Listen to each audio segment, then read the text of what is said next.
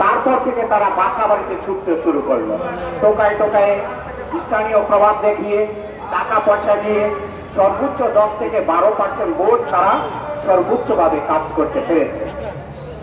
আর আমাদের 90% জনগণকে বাইরে রেখে ভারতের তাবেদারে এদেশে সরকার গঠন করলো।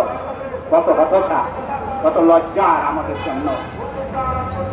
এতে ভারত আমাদের এই নির্বাচনের মাধ্যমে এই 10 থেকে 12% ভোটারের মাধ্যমে একটা সরকার গঠনের মধ্য দিয়ে আমার দেশের রাষ্ট্রনীতিকে চরমভাবে কলুষিত করে দিয়েছে।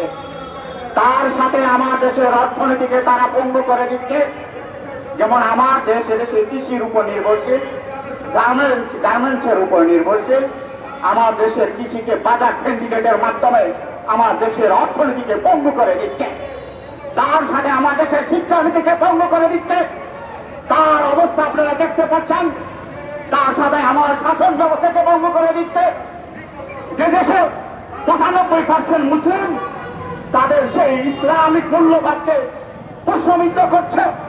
এদেশের ইসলামিক স্কলারদেরকে মিথ্যা অপবাদ দিয়ে তাদেরকে জিম্মি করে তাদেরকে জেল হাজতে ঢুকিয়ে রাখছে।